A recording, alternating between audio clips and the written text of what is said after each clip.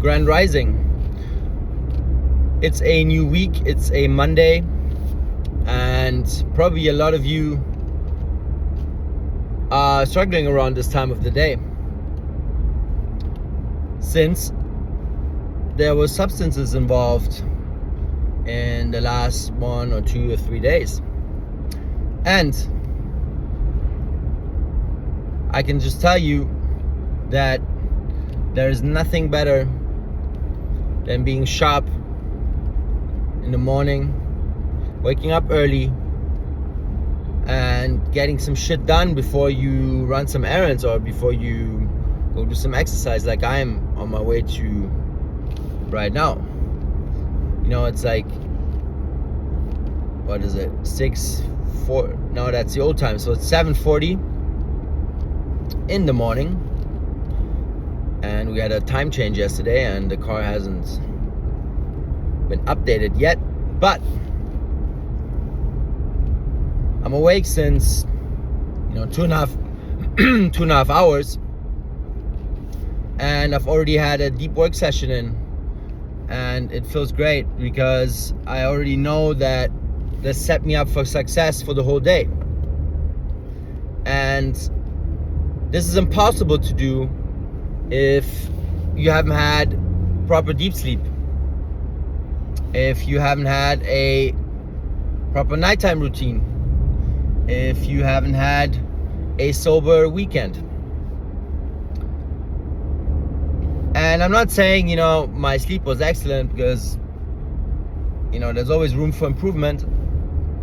And with a baby in the house and stuff, it fluctuates. But the point of this is that as soon as you get through that threshold where you've once tasted that soberness, where you've tasted the possibility of having these types of mornings, it will help you get momentum, It will help you get into these states where you catch yourself with, shit, I just wanted to grab a drink. Shit, I just wanted to do a line. Shit, I wanted to pop that downer. Shit, I wanted to pop that painkiller. Like all that kind of stuff. Like you train your behaviors and your nervous system to not be as prone to indulge in those, because that's what it is about in the beginning. You have to catch yourself before it happens, right? And you have to intervene, and you have to say no, and you have to say not today, and you have to say not now, and you have to say not tomorrow if possible, but stick to the now, right? Like stick to that moment where you feel the urge to do something that is going to set you back in your progress, and find a way to work through that. Find a way to work through that urge. Find a way to work through that feeling that comes up afterwards if you're not doing it. And there is plenty of tools and tricks, and like we can go into all of that if you join my program. But I've done videos about this, I think, and there's plenty of information out there, so you can also learn that yourself. But I'm telling you, catching yourself, finding a way to work through that problem, that little problem that you have right at that moment. There's people on the streets these days. It's just unbelievable, the driving. And find a way to stop in the moment, to breathe. If you need to get out of that situation you're in right now, if you're too stressed, close your eyes for a bit, go inwards, relax, bring that heartbeat down, and see what happens. See what that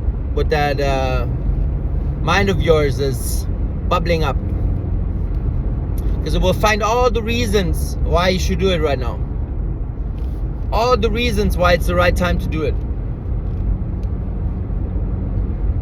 you can still say no. It's possible. And once you've done it, you can do it a second time. You can do it the third time. And so on and so forth. Those are just simple techniques, and even if you relapse, even if you don't make it that one time, it's not a problem. You just start again. When you were a baby and you weren't able to walk yet, what were you doing? It's getting up, falling back down. Getting up, falling back down. Were you complaining? Maybe for a split second, but not really. Babies just fucking get up every single time, all the time, until they're so tired that their legs can't hold them anymore. And they will still try it again, because they will use their mouth and they will use their hands to pull themselves up, and eventually they make it once again. And that's that extra rep that will propel them into the next phase, which will be walking, and then they will be wobbly and falling down and falling on their face and falling on their ass, and it will hurt, but they will still get back up.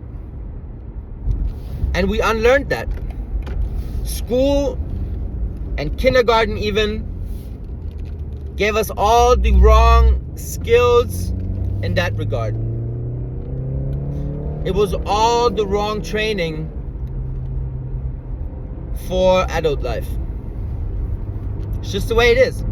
There's a small percentage of people where it's perfect for them, because they've already been programmed to such an extent that it's already done for them. But to a big majority of people, it's the wrong setup. You're being pressed into that mold, which makes you, or which forces you to unlearn how to get back up.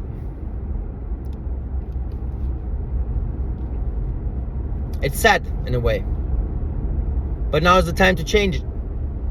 Now is the time to change whatever you learned and to unlearn it. And it's your first step into sobriety.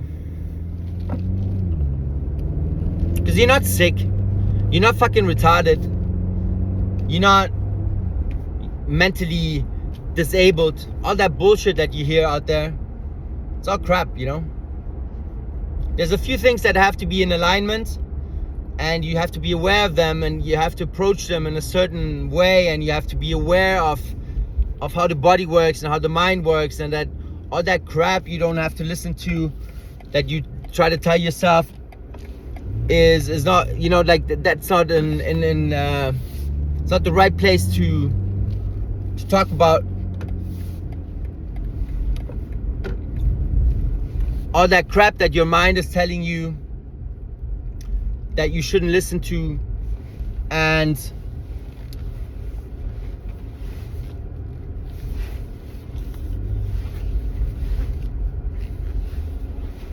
well, anyways, I lost my thread and I arrived, so I'll talk to you later.